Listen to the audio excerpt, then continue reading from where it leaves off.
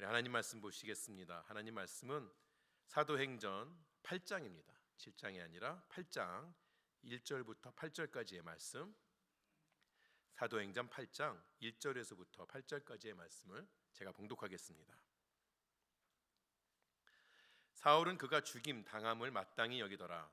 그날에 예루살렘에 있는 큰 교회에 박해가 있어 사도 외에는 다 유대와 사마리아 모든 땅으로 흩어지니라. 경건한 사람들이 스데반을 장사하고 위하여 크게 울더라. 사울이 교회를 진멸할새 각 집에 들어가 남녀를 끌어다가 옥에 넘기니라. 그 흩어진 사람들이 두루 다니며 복음의 말씀을 전할새 빌립이 사마리아 성에 내려가 그리스도를 백성에게 전파하니 무리가 빌립의 말도 듣고 행하는 표적도 보고 한 마음으로 그가 하는 말을 따르더라. 많은 사람에게 붙었던 더러운 귀신들이 크게 소리 지르며 나가고 또 많은 중풍병자와 못 걷는 사람이 나으니 그 성에 큰 기쁨이 있더라. 아멘.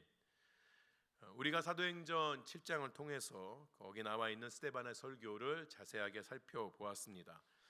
우리가 자세히 살펴볼 만큼 그 스데반의 설교가 예수 그리스도의 복음을 잘 전하고 있다고 생각이 되는 것이죠. 그렇게 스데반이 예루살렘 공회 앞에서 담대하게 복음을 전했지만 그의 복음을 들은 유대인들은 귀를 열고 그 복음을 받아들이기는커녕 오히려 귀를 막고 큰 소리를 지르면서 결국 스데반을 돌로 쳐서 죽입니다.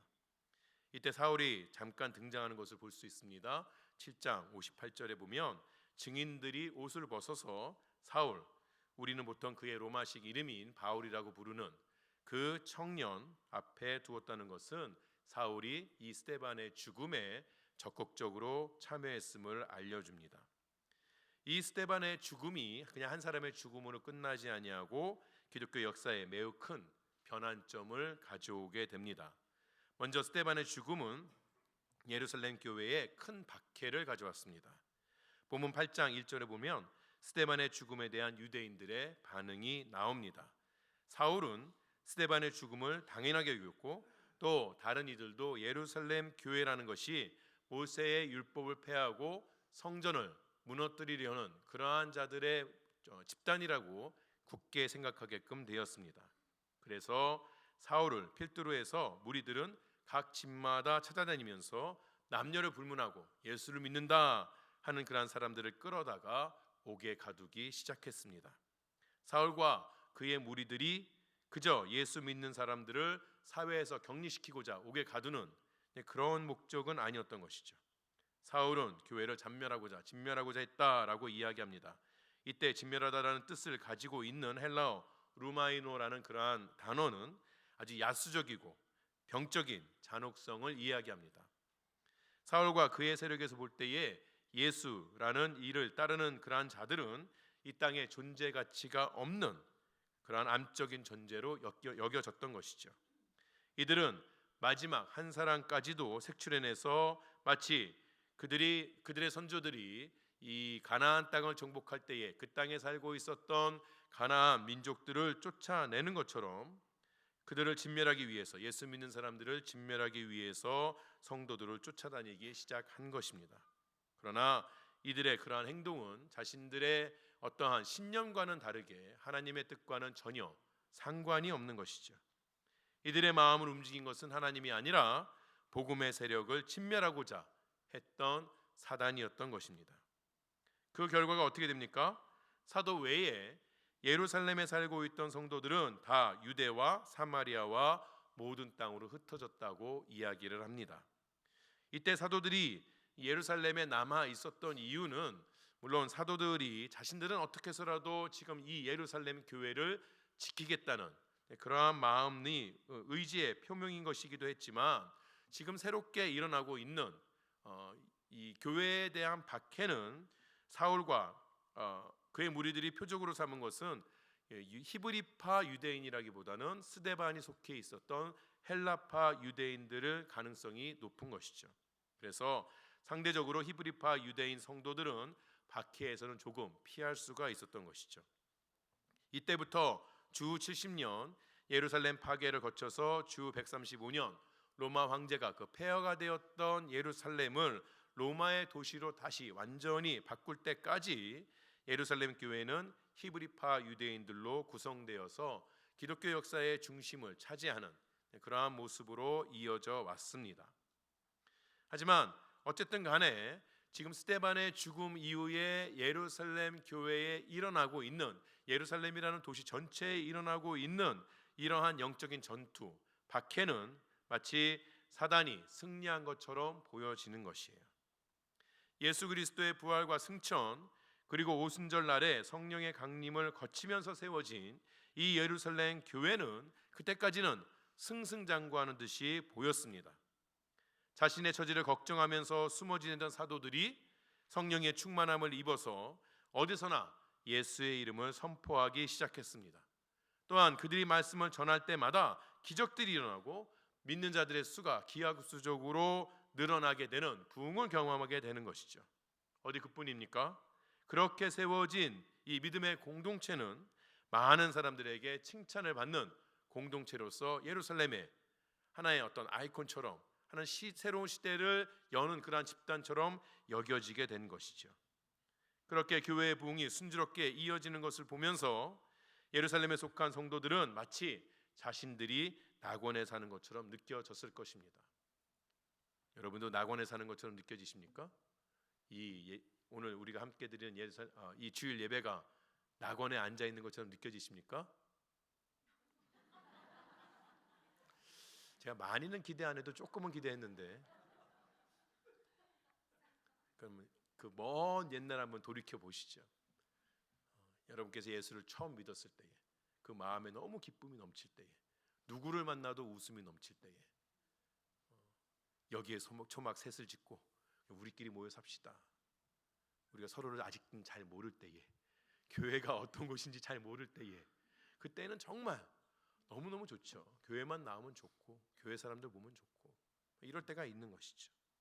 아마 예루살렘 교회에 속한 성도들이 그러한 모습으로 신앙생활을 하지 않았을까, 그렇게 생각을 해봅니다. 그런데 그런 예루살렘 교회의 부흥의 중심에 서 있었던 스데반이 돌에 맞아서 죽고 또 예상치 않은 박해가 닥치게 되자 세워진 교회가 순식간에 무너질 것처럼 보여집니다. 사도들이 얼마나 당황스러웠을까요? 또 예루살렘의 교회에 속해 있는 성도들이 얼마나 상심이 되었을까요? 제가 오래전에 이 중국에서 한인교회를 담임하셨던 그 목사님을 만나본 적이 있습니다. 지금은 제가 그 중국의 사정, 또 한인들이 그 안에서 어떻게 생활하고 있는지 정확하게 모르지만, 한때 이제 한국에 있던 공장들이 값싼 노동력을 얻기 위해서 중국으로 많이 옮겨갔었죠. 그러면서 한인들이 중국의 큰 도시들마다 많이 들어가게 되고 그 중국에 있었던 한인 교회들의 부흥이 일어나는 그런 때가 있었습니다. 그렇게 한참 이 중국에 있는 한인 교회들이 부흥을 하고 있을 때 이 목사님도 그 한인 교회의 한 곳을 맡아서 담임하고 계셨고 성실하게 목회를 하고 계셨던 것이죠. 그런데 어느 날 갑자기 중국 정부가 법을 바꿉니다. 참 공산당은 그런 면에서 참 편한 것 같아요. 예고도 없이 한순간에 모든 걸 다 바꿔버릴 수가 있죠. 근데 법을 바꾸어 가지고 이 외국인들이 중국에 들어와서 사업을 할 때에 여러 가지 규제를 두기 시작했습니다. 사업하는 분들은 그때 마치 중국 정부가 그냥 그 외국인 사업가들에게 가지고 있는 걸 다 내놓고 그냥 내려놓고 나가라고 말하는 것처럼 느껴졌다고 그래요. 결국 그 새롭게 생겨난 규제를 맞추지 못한 사업가들이 벌금을 물기 시작했고, 그러한 것들을 감당하지 못한 사업가들이 우리가 흔히 아는 야반도주, 그냥 다 놓고 밤에 짐 싸가지고 비행기 타고 한국으로 돌아오는 그런 일들이 부지기수로 일어났다고 합니다. 그러니 교회가 어떻게 됐겠습니까?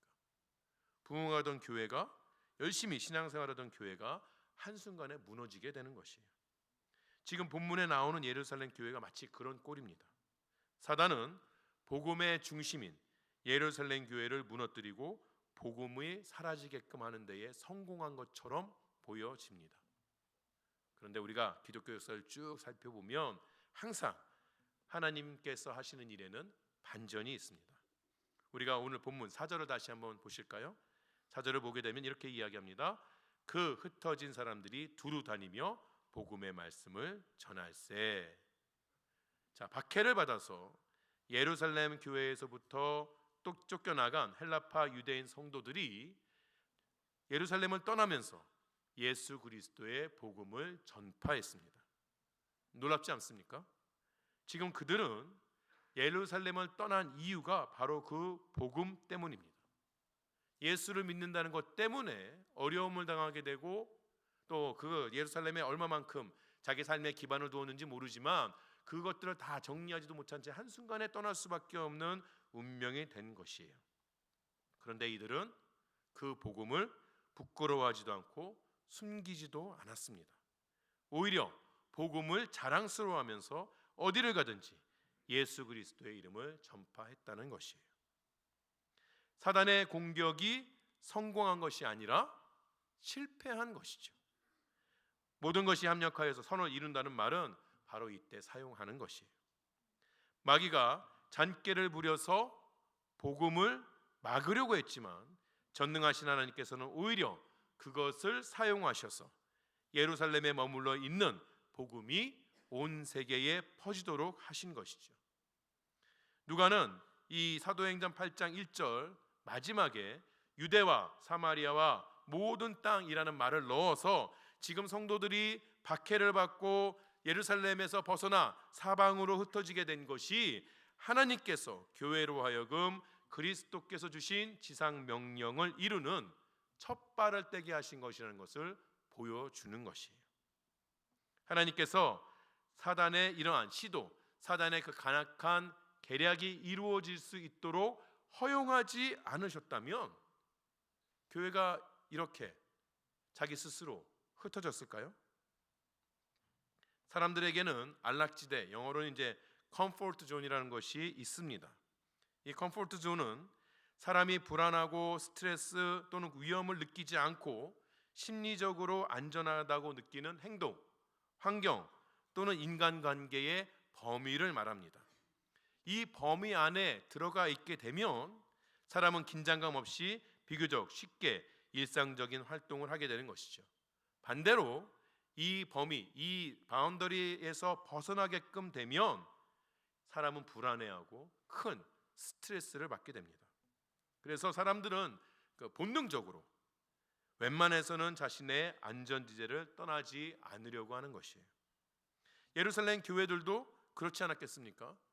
앞에서 말씀드린 것처럼 예루살렘 교회가 너무너무 좋지 않았겠어요? 그곳에서 예수의 복음을 깨달았고 또 함께 평생을 함께할 만한 신앙의 동지들을 만났을 것입니다. 예루살렘 교회에 칭찬받은 것 중에 하나가 자신의 재산들을 다 사도들 앞에 내놓으면서 필요한 사람들에게 나눠줬다라고 이야기하죠. 근데 자신의 재산을 다 내놓았다는 말은 또 반대로 생각해 보면 그들이 어디론가 떠날 생각은 없었다는 이야기죠. 그냥 그 공동체에서 함께 평생을 살기를 원했다는 이야기이기도 합니다. 그런데 그런 그들이 왜 예루살렘을 떠나겠습니까? 왜 그런 그들이 자신의 컴포트 존을 떠나서 불편한 곳으로 가려고 했겠어요?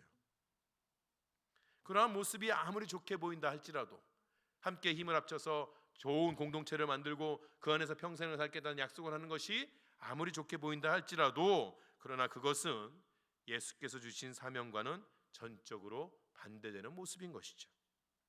사명을 받은 성도들은 떠나야 합니다. 각자 하나님께서 자신들에게 주신 땅을 향해서 떠나야 하는 것이에요.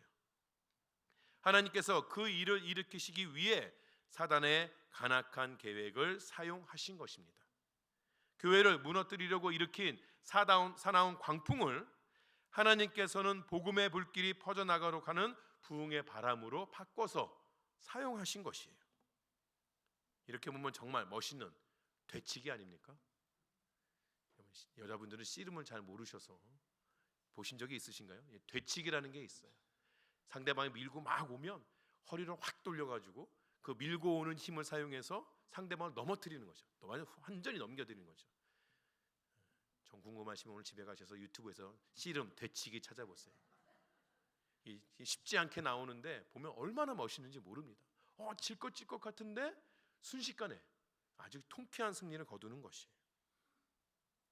그 당시 이 예루살렘에서 일어나는 일들을 보고 있었던 사람들의 눈에는 어떻게 보였을지 모르지만 또 쫓겨나가는 성도들의 마음은 어땠는지 모르지만 신앙의 눈으로 볼 때에 이 장면은 하나님의 멋진 한판승인 것이죠.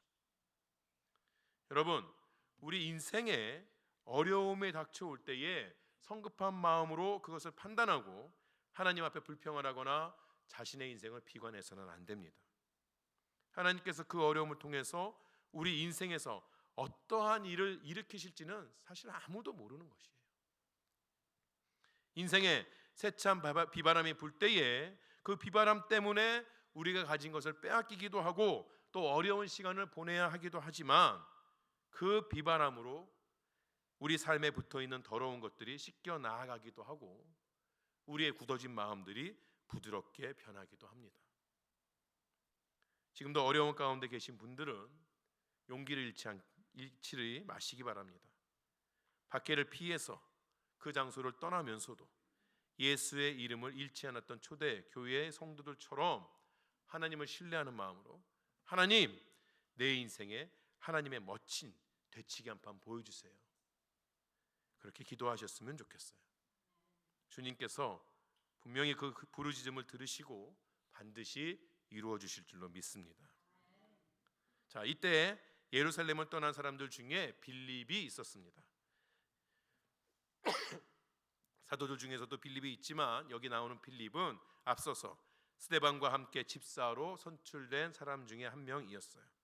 우리가 집사로 선출될 때에 그 사람들의 조건들을 보았죠. 그런 것처럼 이 빌립 역시 성령과 지혜가 충만했고 교회에서 칭찬받는 사람이었을 것입니다. 이 사람은 박해를 피해서 예루살렘을 떠나 북쪽에 있는 가이사라라는 도시로 이동을 하게 됩니다. 여러분 지도에 보시면 밑에 있는 곳이 예루살렘이고 위에 있는 동그라미가 가이사라라는 도시예요. 이 예루살렘에서부터 가이사라로 갈 때의 그 중간 지역이 우리가 흔히 이야기하는 사마리아입니다. 근데 그가 사마리아를 지나가면서 복음을 전합니다. 성령께서는 빌립이 복음을 전할 때에 능력을 주셔서 그가 표적을 행했다고 이야기합니다. 빌립이 복음을 전하는 곳에서 많은 사람들에게 붙어있던 더러운 귀신들이 소리를 지르면서 나아가고 중풍병자와 걷지 못했던 사람들이 낫게 되는 이적들이 일어나게 됩니다. 그리고 결과적으로 그 성에 기쁨이 가득하게 됩니다. 여러분 복음이 외쳐질 때에 복음이 선포될 때에 그곳에 기쁨이 있습니다. 복음은 각 사람들에게 기쁨을 주는 것이에요. 복음은 우리에게만 기쁜 소식이 아니라 이 세상에 죄악 가운데 묶여있는 모든 사람들에게 좋은 소식인 것이죠. 그런 것이에요. 여러분들이 복음을 가지고 나아갈 때는 당당하게 나아가시기 바랍니다. 마치 사기치는 사람처럼 사실은 그렇게 좋은 게 아닌데 좋은 거 파는 그러한 세일즈맨처럼 어쩔 줄 몰라 그러지 말고 담대하게 복음을 전하시기 바랍니다. 이 소식이 전해질 때에 이 소식이 내 입에서 떠나가게 될 때에 그 복음이 그 가운데 기쁨을 주겠다는 그 담대함이 우리에게는 있어야 한다는 것이에요. 자, 이렇게 복음을 전하고 있는 빌립의 모습에서 우리는 예수 그리스도의 모습을 볼 수가 있습니다. 그가 천국 복음을 전한 것이나 중풍병자 또는 걷지 못하는 자들을 고친 것, 또 여러 표적을 일으킨 것은 분명히 복음서에 나타난 예수 그리스도의 모습과 닮아 있습니다. 그런데 빌립이 가는 길 또한 예수님을 닮았다는 것을 볼 수가 있어요.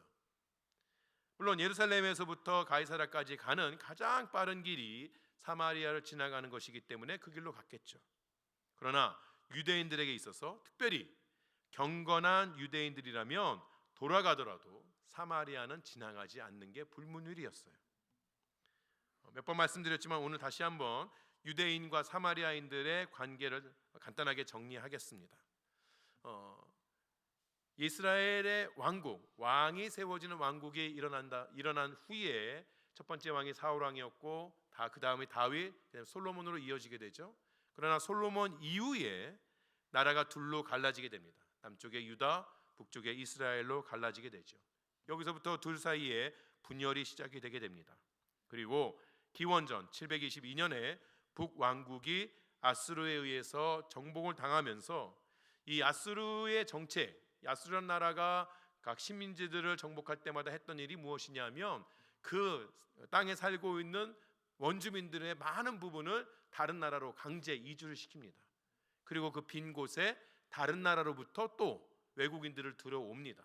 자연스럽게 원주민들과 이민 온 사람들로 하여금 결혼해서 살게끔 해요. 민족을 섞어버리는 것이죠. 그래서 어떠한 한 장소에 구심점이 없게 만들어서 반란을 일으키지 못하게 하는 것이죠. 아수르가 이런 정책을 세워서 생겨난 그런 사람들이 바로 사마리아인입니다.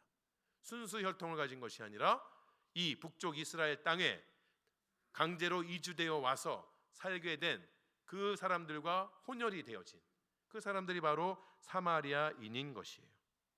그러니 더 간격이 벌어졌겠죠. 순수 유대, 남쪽에 있는 순수 유대인들과 북쪽에 있는 혼혈인들과 더 간격이 벌어지게 됩니다.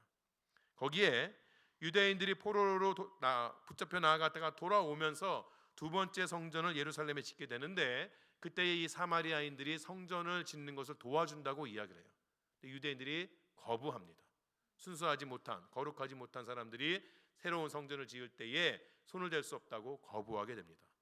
유대인들로서는 당연하다고 여겨질지 모르겠지만 사마리아인들은 또 마음의 상처를 입게 되는 것이죠. 결정적으로 기원전 4세기에 사마리아 분파가 그리심산에 자신들만의 성전을 세우고 모세오경을 제외한 나머지 구약 성경을 다 거부합니다. 이러면서 이 사마리아인들과 유대인들 간에 돌아올 수 없는 그런 큰 골짜기가 생겨진 것이에요. 둘 사이에는 회복이 불가능한 상황이 되어버렸던 것이죠. 이때부터 유대인들은 사마리아인들을 바라보면서 민족적으로나 신앙적으로 거룩하지 못한 잡종이라고 여기면서 이방인 취급을 해왔어요. 서로는 상대를 적대시하면서 살아갔습니다. 이런 이유에서 유대인들은 사마리아 땅을 지나가는 것조차 마땅하게 생각하지 않았던 것이에요. 이런 문화적 배경을 생각해 보면 예수님께서 예루살렘에서 사역하시고 다시 갈릴리로 올라가실 때에 여러분 지도를 보시면 중간에 파란 부분 두 개가 있죠. 위에는 갈릴리 바다고 밑에는 사해 바다인데 그 가운데를 이어나가는 이것이 바로 요단강인 것이죠. 그것을 건너서 그러니까 지금 이스라엘 사람들이 살고 있는 동쪽 땅으로 해서 갈릴리 방향으로 주로 올라가는데 그렇게 아니하시고 그냥 사마리아를 쭉 관통해서 가고자 하셨던 그 예수님의 행적 자체가 참 기이하기도 했고 거기다가 그것을 지나가면서 처음 보는 여인에게 말을 건다는 것은 사실은 상상하기 매우 힘든 일이었죠. 그런 어려운 상황, 다른 사람들이 이해하지 못하는 상황 가운데서도 일부러 예수님께서 그 한낮에 물을 기르러 나왔던 사마리아 여인들에게 말을 거신 것은 또 그 이후에 사마리아에 이틀이나 계시면서 예수께서 그들을 가르치신 것은 어떠한 영혼이라도 내버려 두지 아니하고 구원하시고자 하는 예수님의 뜻이 그 안에 있었던 것이죠. 물론 빌립이 가고자 했던 가이사라는 그 당시에는 사마리아 지역에 속해 있는 곳이었기 때문에 그가 사마리아를 피해서 그곳까지 간다는 것은 어려울 것입니다. 하지만 빌립이 다른 유대인들, 다른 경건한 유대인들과 같은 마음을 가지고 있었다면 그곳을 지나가더라도 절대 입도 뻥끗하지 아니하고 가능하면 빨리 그곳을 지나서 자기의 목적지까지 가려고 했겠죠. 그런데 그가 사마리아 땅을 지나면서 잠잠하지 아니하고 복음을 전했습니다. 여러분이 누군가에게 복음을 전하는 이유가 무엇인가요? 그가 예수를 믿기 원하는 그 마음 아니겠습니까? 그가 교회라는 공동체에 들어와서 우리와 함께 신앙생활을 하길 원하는 마음 아니겠습니까? 빌립이 사마리아인들을 바라보면서 그 마음을 가졌다는 것이에요. 이 세상에 누구도 차별하지 않고 생명을 베푸시는 그 예수 그리스도의 모습을 따르고자 했다는 것이죠. 이 발자취에 성령께서 함께 하셨습니다. 그에게 능력을 베푸시고 영생을 얻기로 예정된 자들의 마음을 움직이신 것이에요. 말씀드린 것처럼 중풍병자가 나음을 입게 되고 걷지 못하는 자가 걷게 된 것은 성령께서 분명하게 그곳에서 복음의 역사가 일어남을 보여주신 것이죠. 8장 12절은 빌립의 전도를 통하여서 그 성에 남녀가 예수를 믿고 세례를 받았다고 이야기합니다. 이 소식, 즉 사마리아도 하나님의 말씀을 받았다는 이야기가 예루살렘 교회에 전해지게 됩니다. 그러자 예루살렘 교회는 베드로와 요한을 사마리아로 파견한 것이죠. 왜 예루살렘 교회가 갑자기 그곳에 사람을 보냈을까요? 왜 예루살렘 교회가 다른 어떤 사람도 아닌 그 당시 교회의 가장 대표적인 인물 베드로와 요한을 사마리아로 보냈을까요? 간단하게 이유를 이야기하면 못 믿어서예요. 사마리아인이 예수를 믿어? 그런 것이에요. 사도들은 분명히 예수님을 쫓아다니면서 그가 사마리아에 방문하셨을 때에 많은 이들에게 예수님의 말씀을 가르치고 또 사마리아인들은 그 말씀을 반응하는 것을 보았습니다. 또 부활하신 예수께서 그들에게 주신 사명, 복음을 전파하라는 사명은 그냥 유대에만 남아있는 것이 아니라 어느 지역이나 어느 민족에게 다 퍼져야 한다는 것을 분명하게 알았어요. 하지만 논리적으로는 그렇게 이해했을지 몰라도, 그러한 경험을 가지고 있을지 몰라도 그들의 마음은 그런 상황, 더러운 사마리아인들이 예수를 믿고 하나님의 백성이 되었다는 것을 받아들일 수는 없었다는 것이에요. 사마리아인들을 이방인 취급하는 마음, 사마리아인들은 하나님의 언약 가운데 포함될 수 없다는 마음은 심지어 부활하신 예수를 만났음에도 불구하고 제자들의 마음에서 쉽게 지워지지가 않았다는 것이에요. 제자들은 빌립을 통해서 사마리아인들이 복음을 받아들였다는 것을 당연하게 여기지 않고 기이하게 여겼다는 것이에요. 그래서 확인이 필요했고 가장 객관적으로 판단할 수 있는, 그리고 그가 보고를 갖고 왔을 때에 사람들이 신뢰하고 받아들일 수 있는 베드로와 요한을 보낸 것이죠. 정말 가서 그런지 보고하라. 정말 사마리아인들이 제대로 복음을 받았는지 가서 분명하게 보고하라. 그래서 베드로와 요한을 보낸 것이에요.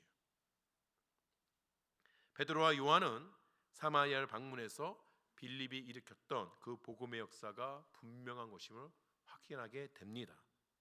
그런데 여기서 재미있는 일이 하나 일어나는데 사도행전 8장 15절에 보게 되면 베드로와 요한이 사마리아에서 복음으로 회심한 이들을 위해 성령 받기를 기도했다는 이야기를 합니다. 왜 성령 받기를 위해서 기도했느냐? 그 이유는 베드로와 요한이 갈 때까지 아직 한 사람에게도 성령이 내리신 일이었고 오직 예수의 이름으로만 세례를 받았기 때문이라고 말합니다. 여기서 이제 문제가 복잡해지는 것이에요. 그 이후로 2000년이 지났는데도 아직 교회가 하나로 결정이 안 됐습니다. 무엇이 결정이 안 됐는가? 그렇다면 우리가 일반적으로 받는 예수 이름으로 받는 세례와 성령 세례는 다른 것인가? 예수의 이름으로 받았다고 해도 다시 성령으로 세례를 받아야 하는 것인가? 이러한 질문이 생기게 되는데 이 질문이 아직도 교회마다 조금 다른 모습을 가지고 있는 것이죠. 이 사건을 근거로 해서 교회들 중에는 2단계 세례 또는 2단계 입문을 말하기도 합니다. 이 2단계 세례 또는 2단계 입문이라는 것은 우리가 일반적으로 예수 그리스도의 이름으로 세례를 받았다, 회심하여서 세례를 받았다 할지라도 성령의 능력으로 살기 위해 성령 세례라는 별도의 체험이 있어야 된다, 별도의 그 성령의 그 증거가 있어야 된다고 말하는 것이죠. 그리고 그때에는 여러 가지 그런 은사적인 일들이 일어나게 되고 대표적으로 방언을 하게끔 된다고 말하는 것이 우리가 흔히 이야기하는 2단계 입문, 2단계 세례입니다. 우리 교회 같은 경우는 성령 세례를 따로 구분하지는 않습니다. 우리는 예수를 구주로 영접할 때, 누구든지 예수를 구주로 영접할 때에 그때에 성령께서 임한다, 성령의 세례가 임한다고 이야기하는 것이죠. 성령의 충만함을 따로 이야기하긴 하지만 성령 세례를 구분해서 이야기하지는 않습니다. 그럼 목사님, 지금 이 사도행전에서 나오는 사마리아에서 일어난 일은 우리가 어떻게 해석할 수 있습니까? 이 사마리아에서 일어난 일을 우리가 생각할 때는 그 사마리아라는 특수성을 염두에 두고서 해석할 필요가 있는 것이에요. 말씀드린 것처럼 사마리아인들의 회심을 예루살렘 교회가 쉽게 받아들일 수가 없었습니다. 베드로와 요한이 가서 확인을 했다고 해도 그 보고를 받은 모든 이들이 그냥 정말 가서 문답을 해보니 이 사람들이 예수를 믿었어라고 보고를 한다면 그 보고를 받아들이기 쉽지 않았을 것이에요. 그래서 하나님께서는 누구도 부인할 수 없는 확실한 증거를 그들에게 보여주신 것이죠.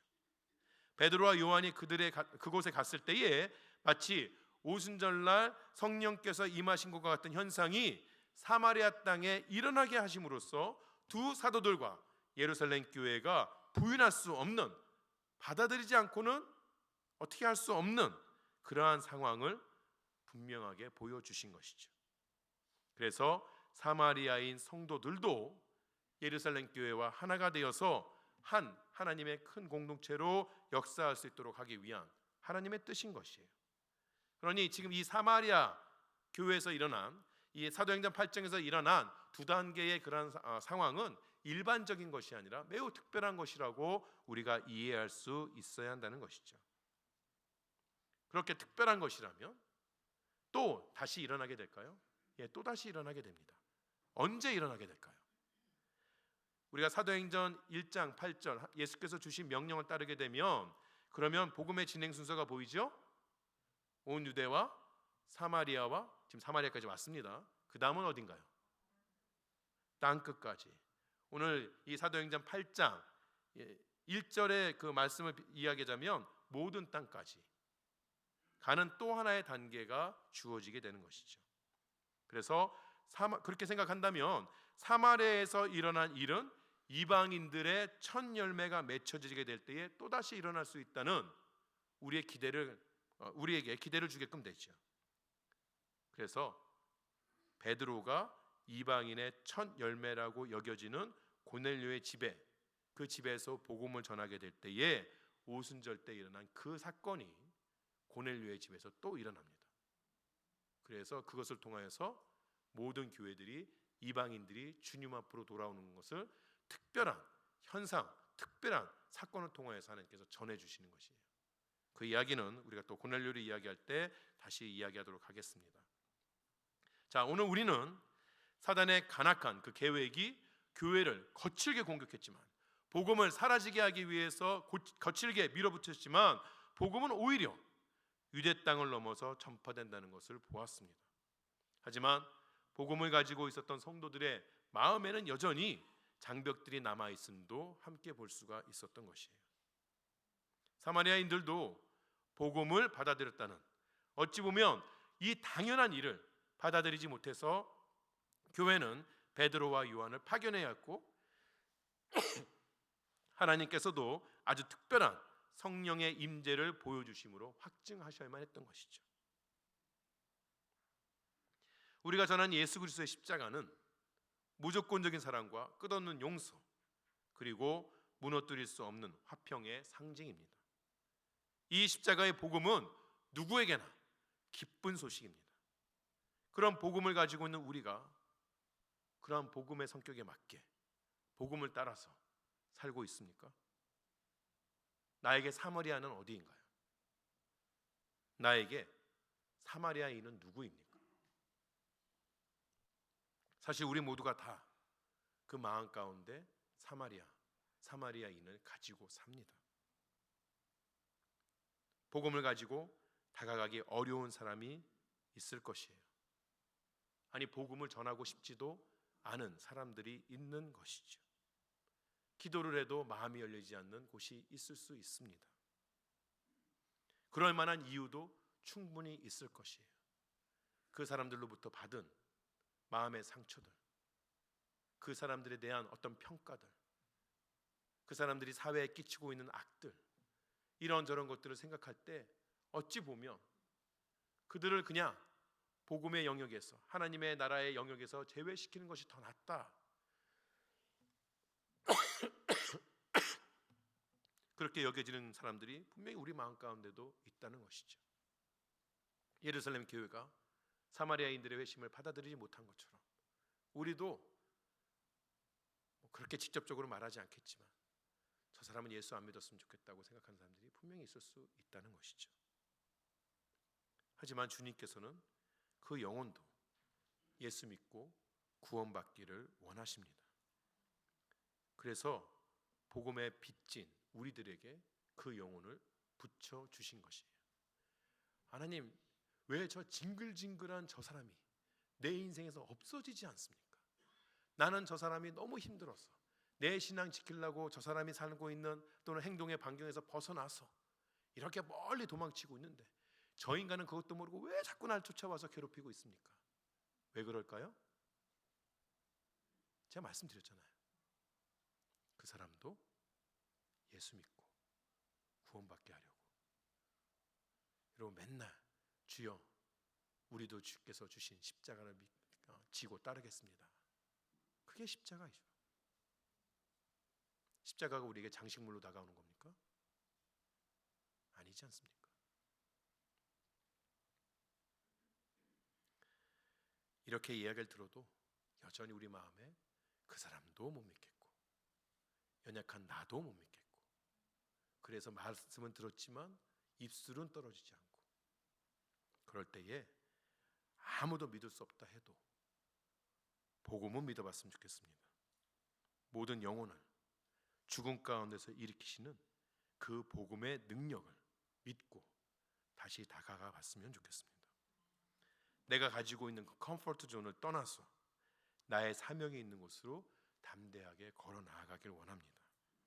복음을 입술로 선포하고 우리의 삶으로 증거할 수 있기를 원합니다. 우리 마음에 계신 성령께서 분명히 그곳에서 역사하실 것입니다. 교만한 자가 무릎을 꿇게 되고 죄인들이 회개하게 되고 절대 저 사람은 예수 믿을 수 없다고 생각한 그들이 예수를 믿게 되는 기적이 일어나게 될 것입니다. 그 놀라운 일은 우리가 발걸음과 마음을 그곳으로 향하게 할 때에 그때에만 일어날 수 있는 것이에요. 이 예배부터 또 우리가 한 주간을 시작합니다. 이 한 주간 동안 우리가 밟는 땅마다, 우리가 만나는 사람마다 우리를 통하여서 예수 그리스도의 기쁜 소식이 전해지길 바랍니다. 십자가를 통하여서 이룬 그 놀라운 화평이 복음을 들고 나아가는 우리를 통하여서 이루어지길 원합니다. 우리가 밟는 땅마다 용서가 있고 구원의 역사가 있기를 바랍니다. 그 일을 우리와 함께 하시는 주님과 동행하시는 귀한 삶을 사시는 여러분이 되시기를 주의 이름으로 축원합니다. 기도하시겠습니다.